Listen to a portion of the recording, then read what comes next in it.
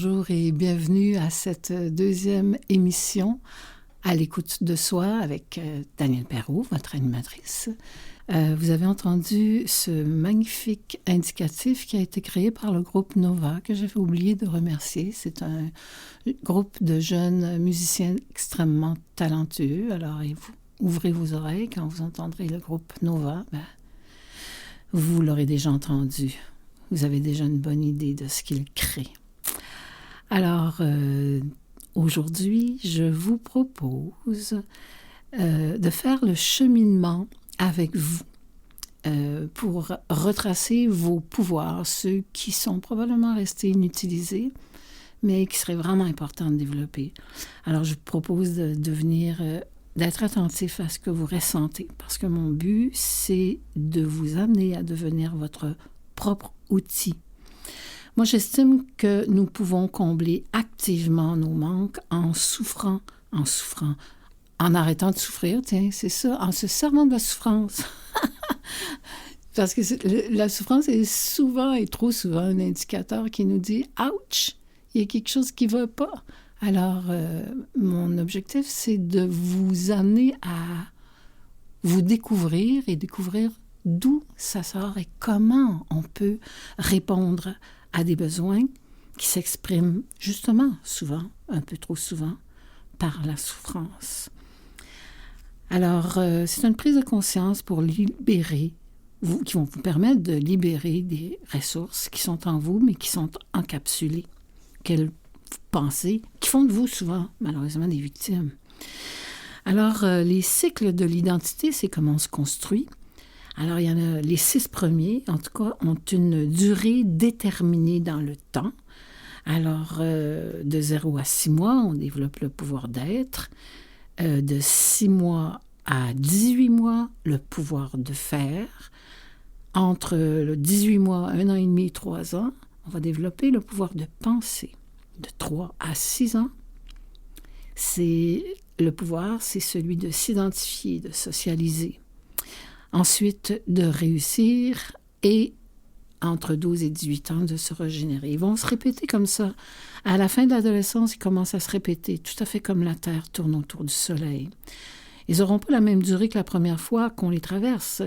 Ils peuvent être beaucoup plus courts, surtout quand on les reconnaît. C'est justement ça, l'idée. C'est de les reconnaître et de les accueillir quand elles se présentent pour faire de ces stades des alliés.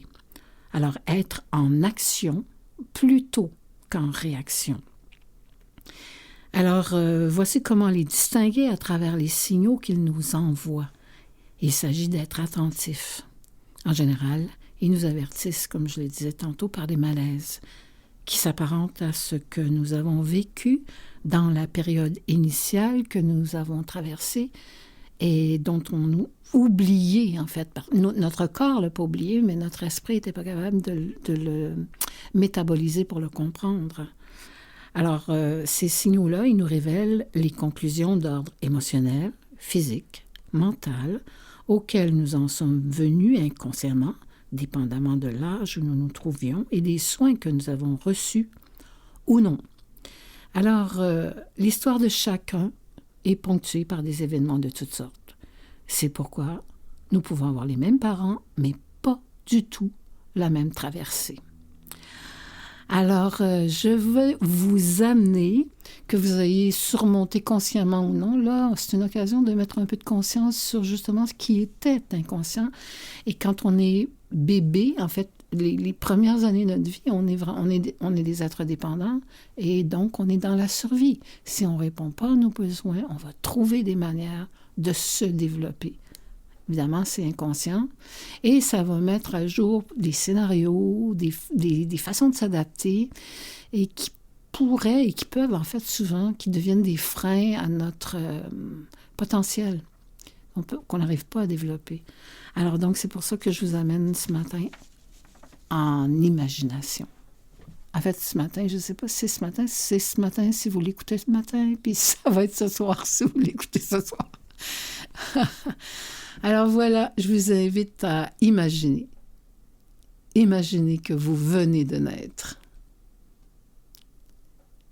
faites la liste des personnes qui sont intéressées par votre naissance. Ou pas. Imaginez que vous avez 2 mois. Vous ne pouvez ni marcher ni parler. Vous ne pouvez que pleurer. Vous avez faim et vous pleurez pour qu'on vous prenne. Quelles sont les réactions de votre entourage? Et à quelle conclusion aboutissez-vous concernant qui vous êtes et l'idée que vous vous faites de la vie? Est-ce que votre évaluation de vous-même rejoint celle de vos parents, de vos proches? Est-ce qu'aujourd'hui, cette évaluation a évolué? Est-ce que vous êtes détendu en repensant cette période? Êtes-vous stressé? Êtes-vous contrarié? Alors voilà, c'est l'imagination qui vous amène. C'est une imagination, même les gens qui ne se rappellent pas, évidemment, il n'y a pas grand monde qui se rappelle de 0 à 6 mois. Mais votre corps s'en rappelle, c'est ça qui est étrange. Fait que si vous branchez sur vos sens vont vous dire « Ouf, il y a un stress, il y a quelque chose ».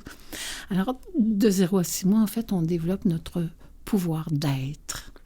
Il apparaît à la naissance, puis on va le reconnaître plus tard dans notre vie lors d'un changement important, d'un choc, au début de n'importe quel processus et pendant la grossesse. Quand on élève un enfant âgé de 0 à 6 mois, ça va être une occasion de développer ce pouvoir-là qui, pour une raison ou pour une autre, n'avait pas pu se développer. On n'est pas tous égaux sur cette planète. Un enfant qui vient au monde en pleine guerre, un enfant qui vient au monde après un choc ou, par exemple, quand moi, je suis venue au monde, mon père a été terrassé par une crise cardiaque. Évidemment, la situation est dramatique. Alors, ce contexte-là, déjà, en partant, même si les êtres autour de nous sont bienveillants et accueillants, ce contexte-là est défavorable au plein développement du potentiel du bébé. Donc, il va capter par ses sens, sans que son mental ne puisse s'identifier, le stress de son entourage. En fait, ça, c'est un exemple parmi des millions qui va nous donner une indication du travail que cet enfant aura à accomplir durant sa vie pour accroître cette partie du pouvoir qu'il n'aura pu développer, faute de soins et de présence appropriée. Il ne s'agit certainement pas de juger l'expérience, il s'agit tout simplement de l'observer et de la constater.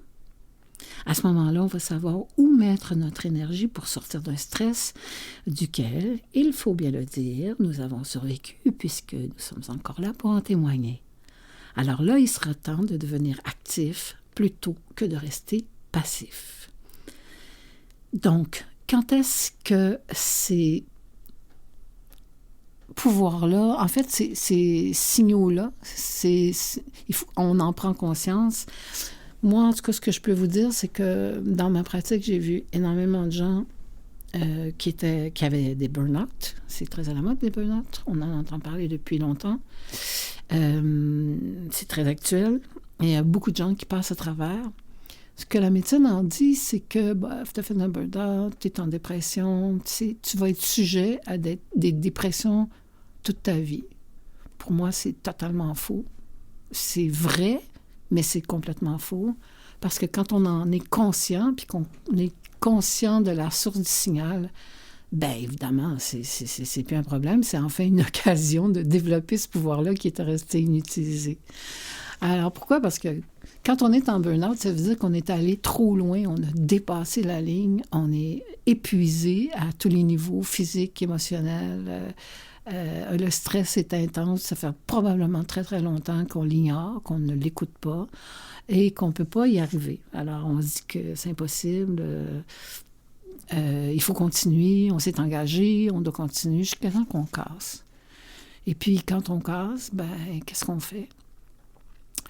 Quand on casse, là, c'est bizarre à dire, mais c'est une occasion en or de reconnecter avec nos sens qu'on a mis de côté pour faire pour agir, pour produire. Ils ne sont pas capables d'arrêter, ils ne sont pas capables d'être, juste être. Alors justement, comment on va retrouver, avant d'être très malade, pour repérer nos signaux personnels, comment on va reconnaître ce passage-là? Bien, nos sens, bien, imaginez-vous toujours qu'on a affaire à un bébé naissant. Est-ce qu'il est capable d'attraper des choses? Il n'est absolument pas coordonné. Donc, les tensions, ils vont être dans tout le corps. Vous savez, quand un bébé bouge ou quand il fait peur, là, tout son corps saute. Bon, alors donc, c'est une tension qui est vraiment pas localisée dans un bras ou d'une main ou dans le dos. C'est vraiment dans tout le corps au complet. Alors déjà, ça, c'est un signal. Des problèmes de peau, des problèmes de peau, psoriasis, des boutons, des furoncles, des abcès, de l'herpès. Et souvent, ces problèmes de peau-là, ils nous indiquent que il nous parle, la peau crie parce que son besoin, c'est d'être touché, d'être caressé. Qu'est-ce qu'on fait avec un enfant? On le prend dans nos bras, on le soigne, on le berce, on le caresse. Mais quand on ne l'a pas été, eh bien, c'est souvent la peau qui reste pris avec ce besoin-là. C'est étrange, ça, parce qu'on parle d'acné, de psoriasis, d'acné, des problèmes de peau, finalement. Souvent, là, on peut remonter parce que des gens disent « Mais moi, je fais de l'acné, mais j'ai eu des parents formidables, j'ai eu une belle... Cette période-là était absolument correcte. Donc, comment se fait que je fais ça? » Ben, on peut remonter à plusieurs générations ou au moins une génération. Ça fait longtemps que je travaille avec des gens, alors je vais toujours aller vérifier quand effectivement, on ne trouve pas dans cette période-là plus ou moins un manque ou une négligence ou une carence. On peut remonter à la grand-mère ou l'arrière-grand-mère. Et souvent, on trouve des gens qui ont été séparés de leurs parents parce qu'ils ont été donnés en adoption, parce que, etc. Donc, on les a séparés. Et l'enfant qui n'est que sens, ben, il le sent. Et il capte avec sa peau, bien sûr, puis il sent ça, puis il sent mal.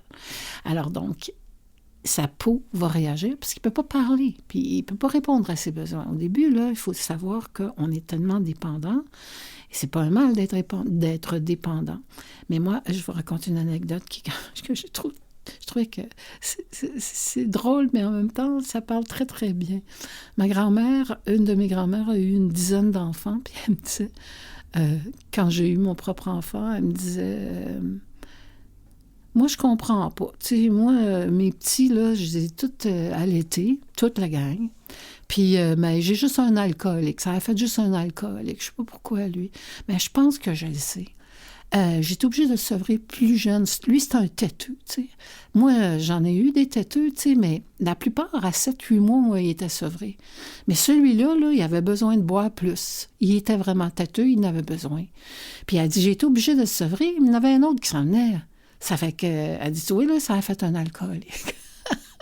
C'est une belle histoire, mais elle avait certainement pas tort. C'est trop drôle de voir à quel point, finalement, ces besoins-là, quand ils n'ont pas été remplis, bien, toute notre vie, on va têter, on va fumer, on va mâchouiller, on va grignoter, on a besoin. C'est comme viscéral, tu sais, c'est vraiment un besoin de base qui n'a pas été comblé. Puis quand tu le sais, tu fais « Ah, ben, dis donc, toi! » Alors, j'ai peut-être trouvé une source, puis là, je vais pouvoir me réconcilier avec ce besoin-là, et je vous dirai tantôt comment. Mais là, on est dans le passage qui nous permet de retrouver dans quelle étape on est. Donc, nos sens s'intensifient, on est préoccupé par le plaisir sensuel, c'est toujours la base, hein? On est un bébé. On est distrait, on est incapable de se concentrer. On ne demande pas à un bébé de se concentrer, on ne lui lit pas. C'est pas si facile à dire, hein? Vraiment. Exercice de diction 101. Non, on ne lui lit pas des histoires. on ne regarde pas un film avec lui, on ne l'oblige pas à s'installer devant la télé et à regarder quelque chose, non, parce qu'il n'est pas distrait, il regarde partout. Il n'a pas encore développé cette conscience-là et son cerveau gauche n'est pas encore développé, donc il n'est pas encore capable de le faire. Fait que quand on se retrouve en burn-out, par exemple, OK, on n'est pas capable de se concentrer. Puis là, on prend ça comme un grand mal. Je ne suis même pas capable de finir mon lit, je ne retiens rien, j'ai plus de mémoire. Quand on est avec un bébé, on ne lui demande pas d'avoir de la mémoire, on ne lui demande pas de retenir les choses. On en prend soin, on le caresse, on le berce, on le promène, mon Dieu. On prend soin de ses sens. On lui parle, mais on lui chante des chansons, mais c'est souvent des « ah ». Ce sont des sons.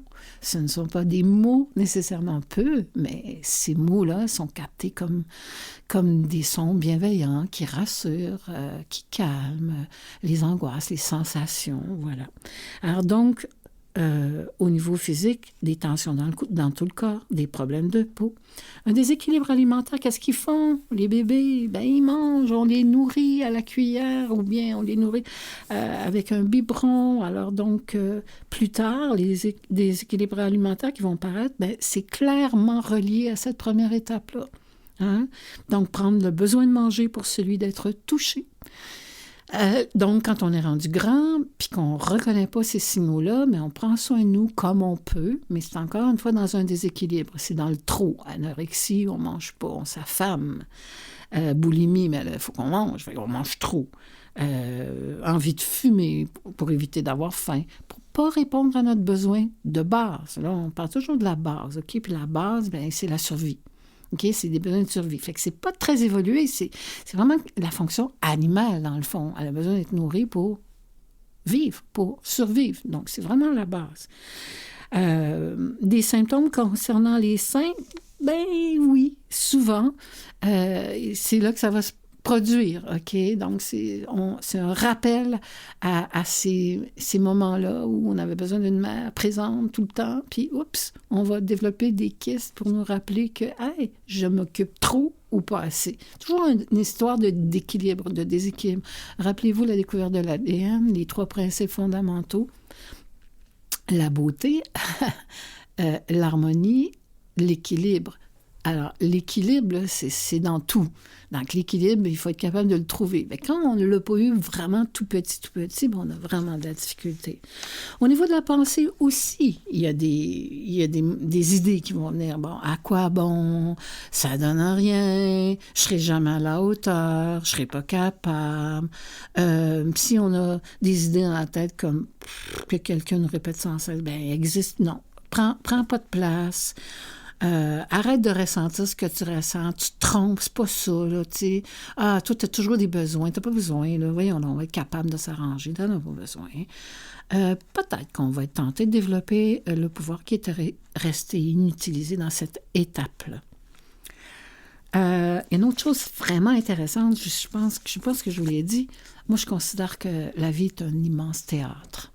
Et nous sommes à la fois les comédiens, on joue des rôles, OK? À notre insu, on n'est pas conscient.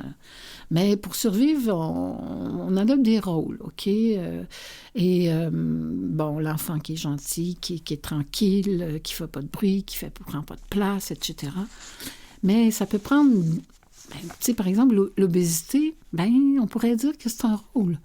Est-ce que ça nous protège de je ne sais pas trop quoi, en fait, tu sais? L'anorexie, c'est la même chose, c'est la même dynamique, mais on s'affame plutôt que de se remplir trop. L'obésité, c'est souvent relié à la colère. On était contraint à manger trop ou trop peu, fait qu'on va manger à l'excès, poussé par la colère, comme une sorte de petite vengeance très, très... tu sais, un animal, là, tu lui donnes pas à manger, là, puis là, tout à coup, tu y en donnes, là, tu le prives, là, tu dis non, mange aux 4 heures, tu sais. Je t'en donne un petit peu, là, puis là, tu en as assez, là. Mais tu réponds pas à son besoin s'il a faim cette journée-là, parce qu'on a des crises de croissance entre 0 et 6 mois. qui permet, par exemple, alors l'enfant tète plus. Tu te dis, mais voyons, il n'arrête pas de téter, il est vraiment fatigant, il tète tout le temps, j'arriverai jamais à bout. Mais il faut qu'il tète pour que la mère puisse produire plus de lait. Mais tu sais, c'est vraiment basique, là, tu sais. Mais nous, on met des concepts là-dessus, puis l'enfant les capte, puis on le prive, puis il se sent privé, puis il comprend pas, donc il se sent mal aimé. C'est inconscient. Là, j'en parle pour que cela devienne conscient, puis qu'on puisse dire, gardons ça. C'est probablement ça qui m'est arrivé, parce que moi, j'arrive pas à me faire manger comme du monde. Pour les autres, ça va, mais... Alors, donc, c'est des scénarios. Par exemple, devenir indispensable. Quand on a décodé qu'on n'avait pas le droit d'exister, on va être parfait.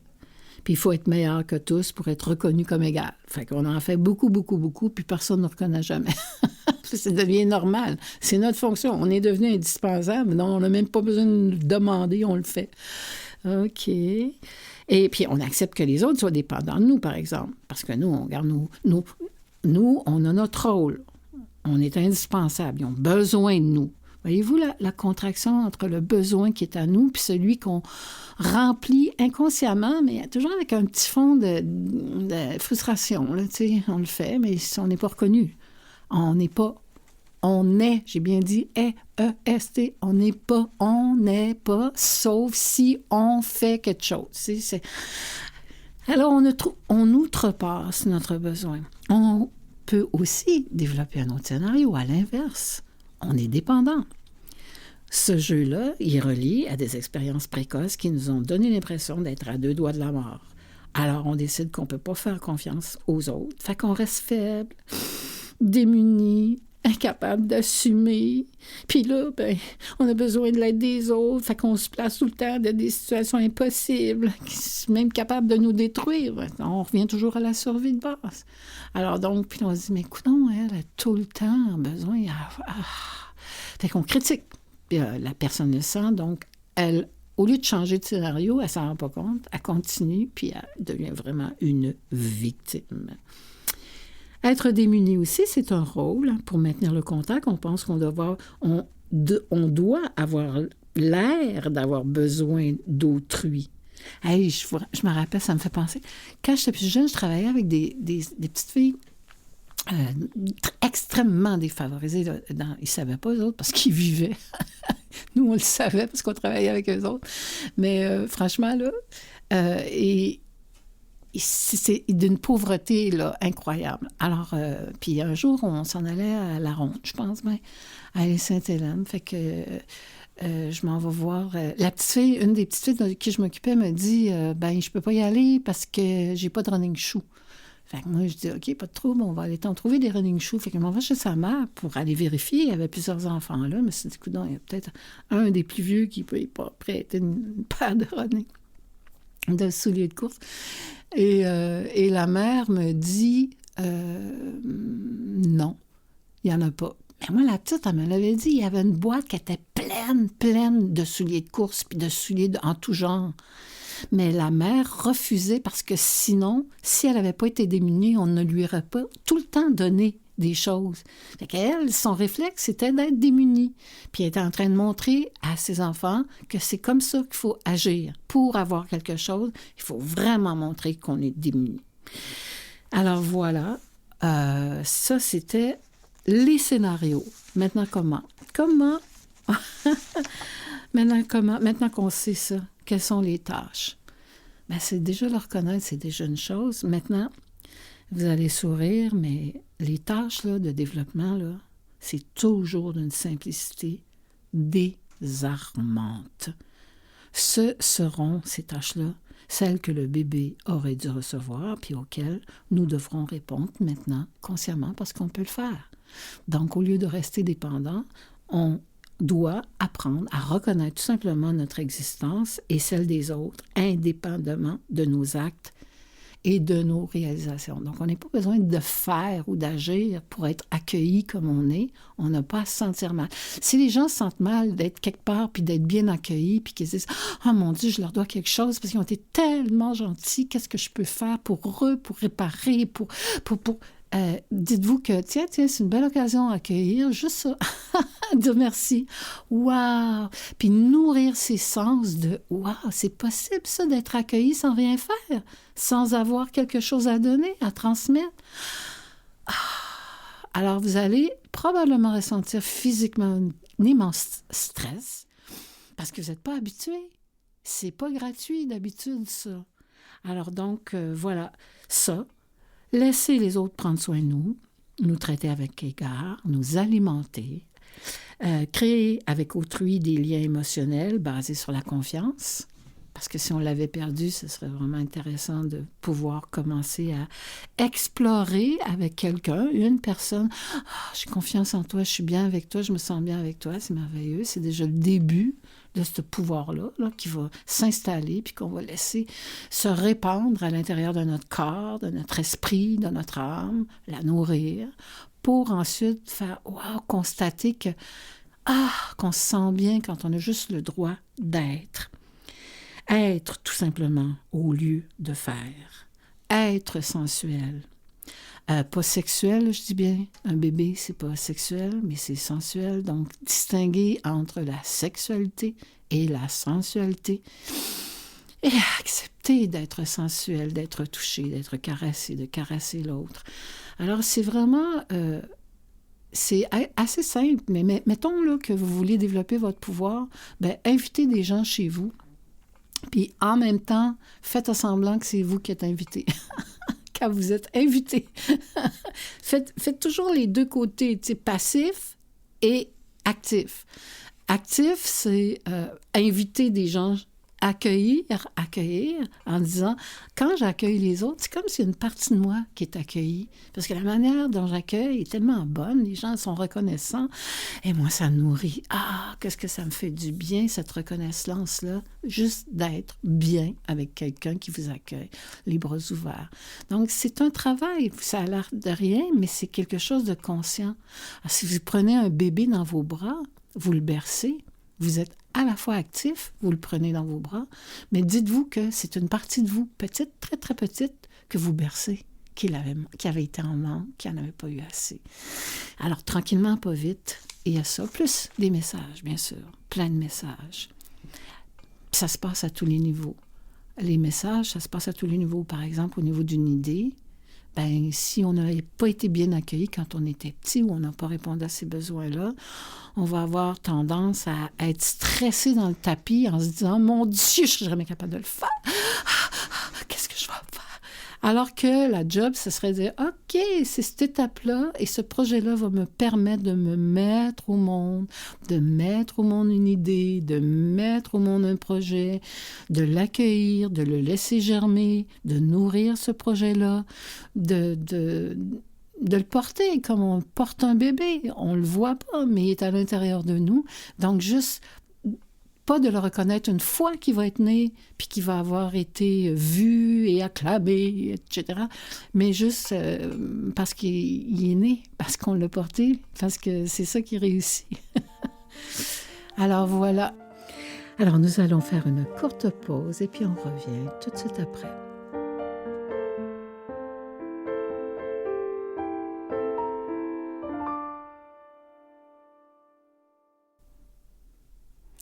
À l'écoute de soi, on continue et on est rendu au pouvoir de faire, c'est-à-dire d'explorer. Alors, ce deuxième pouvoir-là se met en place quand on a entre 6 et 18 mois. Et qu'est-ce qu'on fait entre 6 et 18 mois? Beaucoup de choses. On est capable de s'asseoir. Après ça, on se met debout. Mais avant ça, on rampe. Après ça, on se met à quatre pattes. On se met debout. On commence à marcher. Puis parfois, on se met à courir. Il se passe beaucoup de choses dans ce temps-là. Puis aussi, on met tout ce qu'on a, ce qu'on voit à notre bouche. Alors donc, je vous invite à vous rappeler de ce moment-là.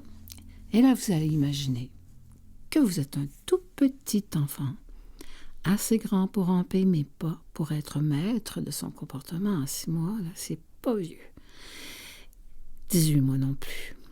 Du point de vue du développement, votre tâche consiste à découvrir le monde, votre environnement et vos sens. Vous avez besoin de tout goûter, de tout mettre à la bouche, de toucher tout ce que vous voyez. Vous êtes très actif à faire ce que font les petits-enfants. Quelles sont les réactions de votre entourage? Est-ce qu'il y a eu des événements marquants à cette période de votre vie? Et quelles conclusions concernant le fait d'agir et les encouragements qu'on reçoit pour agir avez-vous reçus? Je vais vous raconter 2 petites histoires, peut-être pour vous mettre dans le bain. Alors, vous avez 12 mois, vos parents sont en visite chez des amis. En fait, parce que c'est une histoire, je dis vous, mais en fait, c'est des histoires que vous connaissez probablement, auxquelles vous avez assisté, peut-être même que vous l'avez vécu. Si ça éveille des choses chez vous, des sensations, des émotions, soyez attentifs parce que ça parle de votre histoire. Et vous pourrez donc être capable d'agir sur cette histoire-là. Vous ne serez pas victime plus longtemps, finalement. Vous serez capable de faire bouger les choses. Alors donc, on parle d'un petit enfant de 12 mois et qui s'en vont avec ses parents, voir des amis à eux. Et dès que ce petit-là touche à quelque chose, on vous l'interdit. On s'excuse auprès des autres en plus de votre comportement, puis on vous enlève l'objet. On vous surveille, vous vous sentez surveillé, c'est sûr et certain. Voilà. Qu'est-ce que vous allez conclure de cette expérience en grandissant? Je vous laisse deviner. Je vous raconte une autre petite histoire vraie aussi. C'est un petit trotteur de 15 mois qui accompagne ses parents dans un aéroport international. Puis c'est la première fois qu'il y met les pieds. Il n'a pas assez de yeux pour tout voir. Il observe, collé sur sa maman, les gens de toutes les couleurs circuler autour de lui. Il est curieux. Il fait quelques pas et revient vite dans le giron de sa mère. Et repart, et va un peu plus loin. Il agrandit son territoire, puis il revient à son point de départ. Sa mère l'accueille à chaque fois. Il devient un peu plus enhardi, il s'éloigne de plus en plus. Il retourne sur ses pas et, fatigué, il dépose sa tête sur les genoux de sa maman qui met sa main sur sa tête penchée. Et que voit-il? Il voit la table où ses parents sont installés à 2 mètres de lui. Il relève la tête et il aperçoit le visage d'une dame qu'il ne connaît pas. Mais elle lui sourit. Elle et sa mère ont vu le manège du petit et, loin de s'en inquiéter, ces 2 femmes sourient tendrement mais sans dire un mot. Alors le petit change de cuisse et retourne sur celle de sa maman. Alors, entre les 2 histoires, qu'est-ce que vont conclure ces 2 enfants en grandissant? Le premier, que le monde extérieur représente un danger. Et le deuxième, qu'il est bon d'explorer, tout en veillant à sa sécurité. Parce que c'est ce que ce petit-là faisait. Il veillait à sa sécurité. Il s'est juste trompé de table. Heureusement, il est accueilli par une maman bienveillante. Le petit s'en était pas rendu compte. Alors voilà, donc 2 expériences pour vous parler de cette période-là où vos tâches, c'est d'explorer votre environnement. Et à cet âge-là, les enfants, là, ils mettent une pomme dans leur bouche. En fait, ils mettent tout ce qu'ils voient, tout ce qu'ils touchent, ils le mettent dans leur bouche parce que c'est vraiment la période. On est encore dans la période orale, de l'oralité. Alors, ils explorent leur univers par leur sens. Mais ils ne sont pas capables de discriminer. Ils ne sont pas en train de dire « Yark, c'est pas bon ». Ils vont le montrer par leur bouche, mais ils ne vont même pas avoir le réflexe de s'en séparer. Donc, c'est pour ça que c'est un peu dangereux à cet âge-là. Il faut être absolument attentif parce qu'effectivement, ils peuvent se mettre n'importe quoi dans la bouche. Ça peut être dangereux. Mais la manière dont on va répondre à leurs besoins, et si on est très inquiet très rapidement puis qu'on les empêche d'explorer, cette étape-là, même si on est extrêmement bienveillant, les enfants vont en tirer des conclusions personnelles qui vont avoir une influence sur les restants de leur vie. Donc, c'est quoi les tâches associées à cette étape-là? Explorer notre environnement sans nous sentir obligés de nous poser des questions parce qu'à cet âge-là, on ne se pose pas de questions. On explore avec nos sens. On n'est pas en train de choisir, on n'est pas en train de décider. On n'est pas rendu à cet âge-là. Notre cortex n'est pas assez développé pour qu'on le fasse, donc on est vraiment dans cette étape-là. On développe notre conscience sensorielle, puis on apprend par la pratique. Comment? Goûter, toucher, sentir, éprouver, entendre, puis regarder à quoi ressemble le monde. Puis les enfants recherchent des stimulations variées. Et puis, ils ont besoin de se sentir libres, de circuler à travers le monde. Et donc, de suivre ses impulsions au lieu de se plier aux convenances sociales ou aux obligations qu'on nous impose, quoi. Alors, vous n'avez qu'à vous rappeler l'histoire de tantôt du petit garçon de 12 mois là, qui était en visite chez les parents de ses amis, puis à qui qu'on surveillait, puis qu'on empêchait de toucher aux choses. C'est dangereux, touche pas à ça, fais pas ci. Alors, cet enfant-là comprend qu'on le contraint, mais il comprend pas pourquoi, puis il voit pas le sens. Donc, ce qu'il va garder en lui, c'est plutôt un empêchement de tourner en rond, puis on l'empêche de faire des choses, alors que ses tâches à lui, c'est vraiment d'explorer.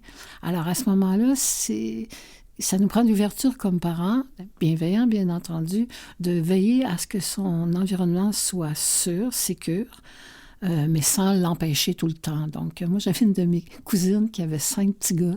Puis quand je suis allée chez eux une fois, elle me dit, c'était le bordel, mais vraiment dans sa cuisine, elle me dit, écoute, Daniel, je passe mes journées à cuisiner, à faire à manger, à faire du ménage. Fait que les petits, je les garde autour de moi.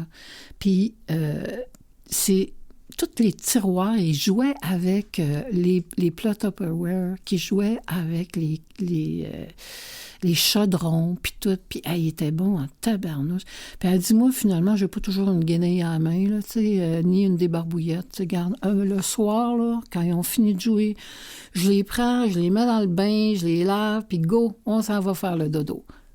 Alors, je trouvais que c'était... Donc, ces enfants-là, puis moi, là, maintenant, ce sont des adultes qui ont eux-mêmes des enfants. J'ai trouvé toujours ça extraordinaire parce que on leur disait pas non tout le temps, puis ils pouvaient explorer, puis rentrer le gros chaudron dans l'autre, puis petit, puis moins, puis etc. Bref, tout ça pour dire que ça fait des enfants équilibrés qui n'ont pas peur d'explorer, qui se permettent de toucher, puis se permettent de sentir, et vraiment font une différence dans leur propre vie. Au retour, on va aller à la pause et on va aller écouter Jim Corcoran. Puis au retour, je vais vous parler justement des problèmes, comment on peut les repérer, ces problèmes-là physiques au niveau des idées et les scénarios aussi qu'on développe. Je vous parlais tantôt qu'on était des comédiens. Eh bien oui, toute notre vie, jusqu'à en être conscient. Et là, on peut changer de rôle. C'est nous qu'on choisit à ce moment-là.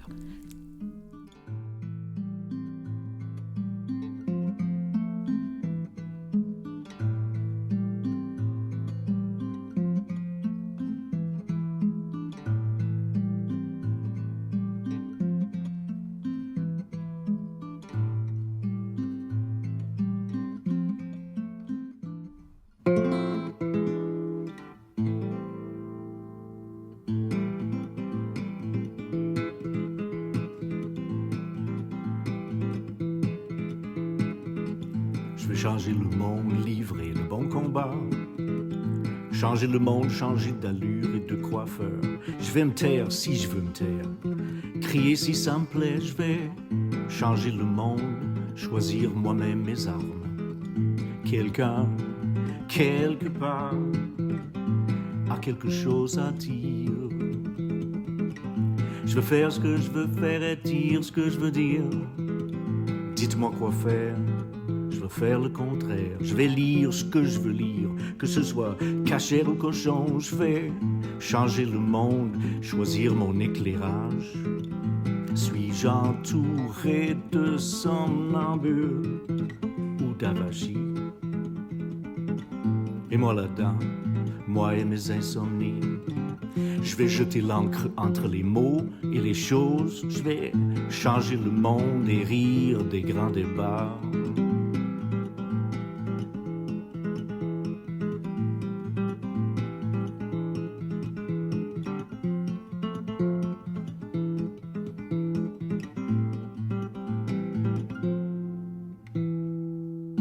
Quelqu'un, quelque part, a quelque chose à dire.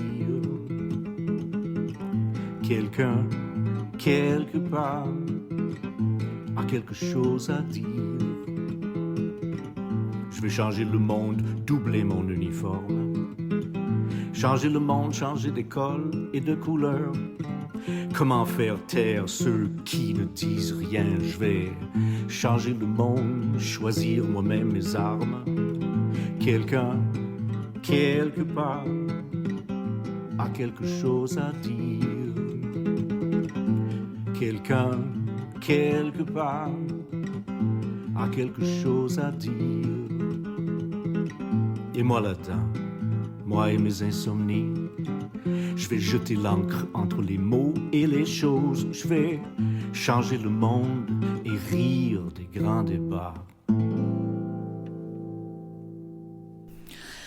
Vous êtes toujours à l'écoute de Soi, avec Daniel Perrault et Steve Houle à la technique.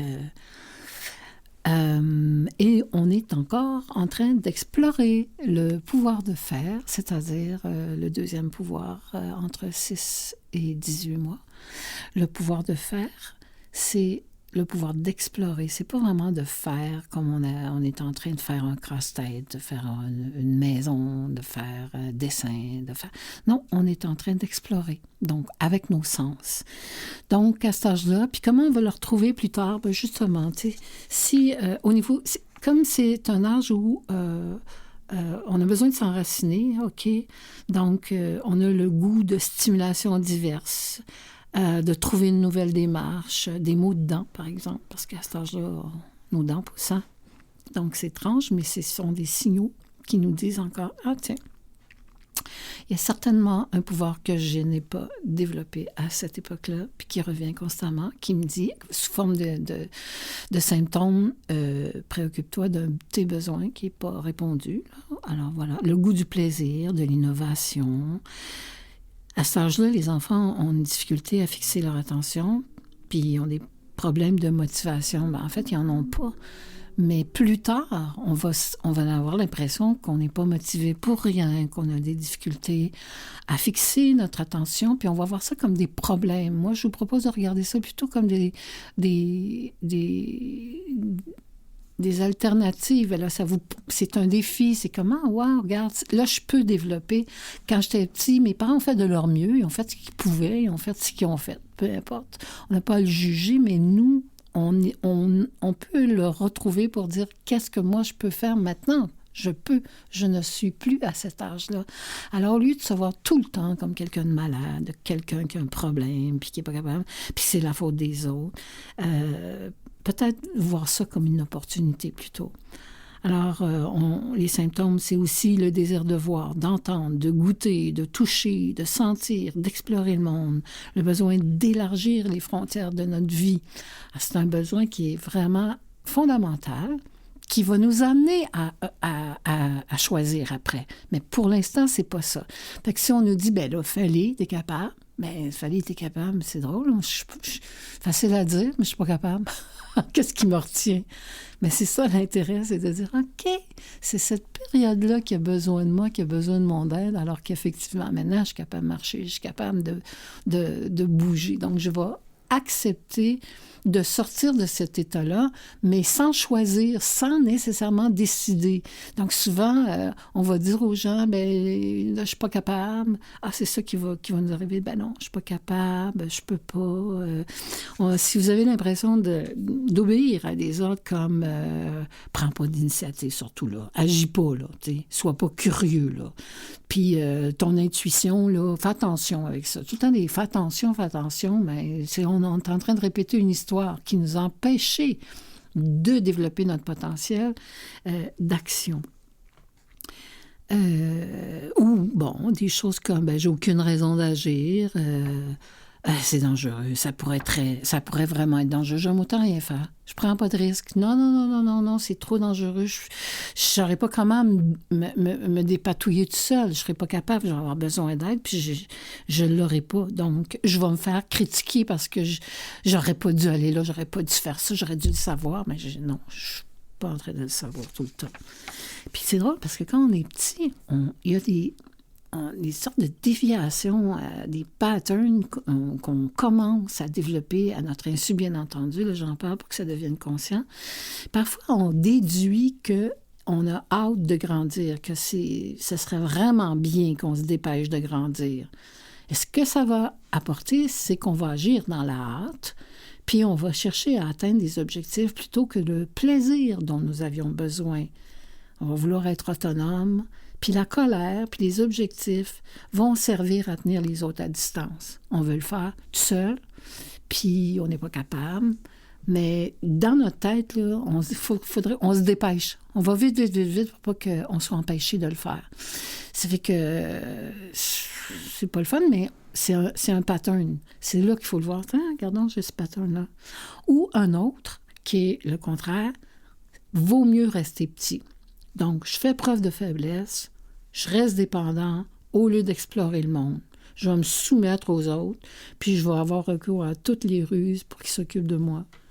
Puis je vais vouloir rester indépendant, mais sans prendre aucune initiative. Donc, les ados sont pas mal comme ça. Ils veulent tout, mais ils veulent pas les tâches qui vont avec, les responsabilités qui s'en viennent. Mais quand ils sont petits, là, ils n'ont pas tant de responsabilités, on ne leur en donne pas, mais c'est ce qu'on capte.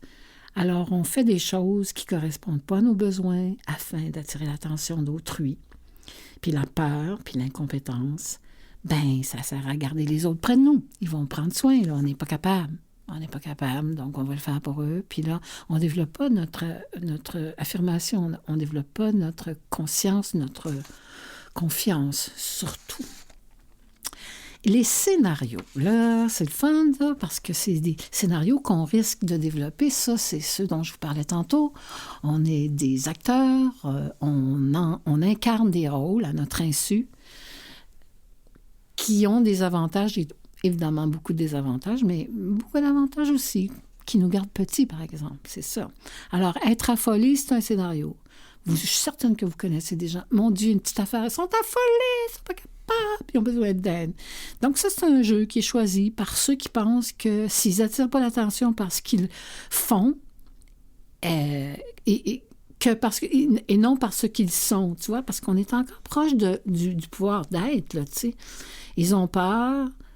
S'ils cessent d'agir, là, que plus personne ne les remarque. Fait que s'ils sont affolés, ouais, on les voit. OK, puis on prend soin. Puis on les critique aussi, malheureusement, mais c'est ça, pareil. C'est un jeu inconscient qu'on met au monde. Voilà. L'autre jeu qu'on met au monde, c'est « fais quelque chose pour moi ». Ceux-là ne demandent pas directement ce dont ils ont besoin parce que souvent, ils ont conclu que, lorsqu'ils étaient petits, qu'il était dangereux de prendre des initiatives. Alors, ils enrôlent, ils jérémiadent, ils cherchent à séduire jusqu'à ce que quelqu'un fasse attention à eux puis leur propose ses services. Fait qu'ils ne demandent pas, là, mais on leur donne parce qu'on va être méchant si on ne leur répond pas. Alors, c'est ça. Puis, il y a toujours un enjeu, là. Tu sais, t'es pas fin avec moi, tu m'aimes pas, tu me donnes pas ce que j'ai besoin, tu aurais dû le savoir, j'aurais pas dû te le demander. Vous connaissez plein de monde qui font ça, peut-être que vous le faites, vous aussi. Dites-vous que c'est un rôle. C'est un rôle qui sert à quelque chose, mais c'est pas très évolutif. Peut-être que quand on le sait, on fait « Ah, tiens, je vais m'en servir pour évoluer, pour sortir de ça, de cet état-là, puis je vais aller explorer. » Explorer, c'est se permettre, c'est une forme de liberté, de dire aux autres « Non, non, non, j'ai rien choisi, là, j'explore, je goûte à ça, puis je goûte à ça, puis je fais ça, puis je fais ça, mais je suis pas encore en train de prendre une décision. » Parce que les gens, ça les insécurise, les gens qui sont en train d'explorer. Et ils veulent qu'on choisisse, ils veulent qu'on décide, ils veulent qu'ils veulent nous étiqueter. Dans le fond, ça sécurise les gens. Ah, fais ça. Ah, phew. Alors, bref, l'autre, le théâtral, ça aussi, c'est un jeu. C'est celui qui a besoin qu'on lui prodigue le maximum d'encouragement pendant qu'il s'aventure dans des situations nouvelles. Dû au fait que bébé, il a souffert de la part de son entourage d'un manque d'attention puis de protection quand il avait envie d'explorer. Alors, Eddie éprouvait un sentiment avec autant d'intensité que s'il était sur le point d'accoucher. Alors, je suis sûre que vous connaissez des gens qui sont théâtraux. Les gens de théâtre, ils sont souvent très, très insécures, justement, tout tout le temps parce qu'ils jouent un rôle qui n'est pas eux. Mais en même temps, ils attirent beaucoup l'attention, puis on les remercie, puis on les encourage, puis on les trouve bons. Alors là, ils ont l'impression d'être quelqu'un, mais en deux rôles, là, ils ne savent plus trop ce qu'ils sont, là, tu sais, qu'est-ce qu'ils font, là, puis qu'est-ce qu'ils vont faire, puis où ils vont aller. Ah, c'est très insécurisant. Un autre jeu, c'est moi aussi, moi aussi, moi aussi. Ça, c'est le jeu de tous ceux qui sont incapables de faire quoi que ce soit tout seul et attendre que quelqu'un s'exprime pour s'écrier « moi aussi ». Ça, c'est la conséquence d'un manque de protection ou encore de l'interdiction d'explorer. Alors, quand quelqu'un le fait, enfin, c'est comme si on ouvrait la porte à quelque chose. Enfin, on peut explorer. Un autre scénario, c'est « tu es vraiment merveilleux ». Ça, c'est l'attitude de ceux qui projettent leurs propres capacités, leur motivation, leur curiosité, leur créativité sur les autres, auxquels ils attribuent des capacités miraculeuses. Mais ça masque le fait qu'ils ne se rendent jamais compte de leur propre contribution au succès d'autrui. Il y a mieux encourager les autres que de faire une demande ou d'exprimer un besoin, de se mettre au monde par une spécificité quelconque. Et le dernier, c'est le chevalier servant. Ça, c'est ceux qui préfèrent plaire à leurs parents plutôt que satisfaire leurs besoins d'exploration. Ils essaient de garder les autres tout près d'eux pour combattre l'anxiété qui est née du sevrage. Fait que c'est intéressant, n'est-ce pas? C'est tous des rôles. Donc, comment on fait pour... déjà, le reconnaître, c'est énorme. Ensuite, on peut faire des exercices pour développer le pouvoir de faire. Alors, c'est se donner des droits, c'est se donner des permissions, c'est demander la permission. C'est en fait de dire, j'explore, n'attends rien de moi autre que je suis en exploration, se permettre d'explorer. Ça veut dire qu'on n'est pas en train de réussir, on n'est pas en train de décider de quelque chose. On est en train d'explorer et c'est un grand plaisir d'avoir la permission d'explorer parce qu'on n'est pas obligé de choisir, on n'est pas obligé de se brancher, on peut juste s'amuser à dire « Ah, j'ai goûté à ça aujourd'hui, ouais, j'en veux pas. Ah oui, juste... » Tu sais, les gens qui sont en burn-out, là, quand on commence à avoir le goût d'explorer, moi je dis « Yeah! Bon signe! Hey, je suis capable d'aller dehors. » Ou « Sa galerie, fantastique! » Tu es déjà capable d'aller sa galerie, c'est déjà bon. Alors qu'eux autres se disent « Mais oui, je suis même pas capable d'aller 3 rues plus loin. » Ben non, t'es pas rendu là, mais imagine-toi donc que c'est déjà extraordinaire ce que tu fais. Donc, profite-en, ça veut dire que tu commences à aller beaucoup mieux. Mais t'es pas prête à choisir, t'es pas prête à retourner au travail. Ton énergie, il faut qu'elle soit remontée, mais profite-en pour développer ton potentiel qui était resté inutilisé. Vous étiez à l'écoute de Soi. Je remercie le groupe Nova pour l'indicatif musical de l'émission, Steve Hull à la technique, Jean-Sébastien Laliberté à la mise en onde pour Canal M, Vues et Voix, et c'est Daniel Perrault qui vous salue et je vous dis à la semaine prochaine.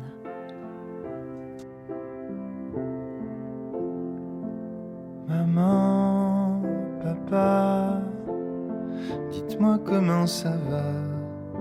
Depuis l'an dernier à Noël, que je n'ai plus de vos nouvelles. Je savais que ça ne vous ferait pas plaisir, mais je vous ai annoncé tout sourire que j'avais rencontré l'amour après quelques longs détours. J'ai vite compris que vous étiez surpris, voire même presque choqué par cette belle annonce heureuse. J'espérais ma joie contagieuse. Vous qui disiez fièrement m'aimer, pourquoi soudain tout a changé? Je reste le même qu'avant, mais vous qui êtes-vous maintenant? Maman, papa, dites-moi comment ça va. Depuis l'an dernier à Noël, que je vis au conditionnel.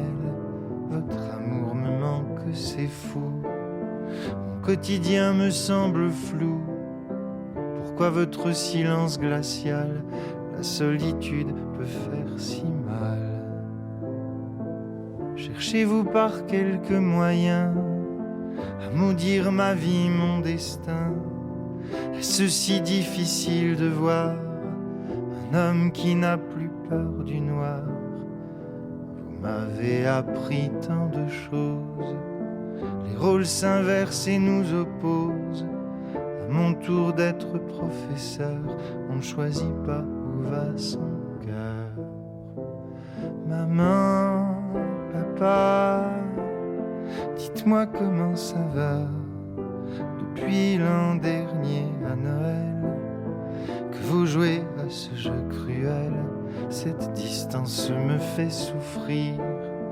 Vous avez construit un empire où j'incarne une bête, un malfrat, un monstre qu'on montre du doigt. Je n'aime pas vos dieux malveillants qui divisent le monde en deux clans, dictant ce qui est bien ou mal. J'emmerde leur fausse morale.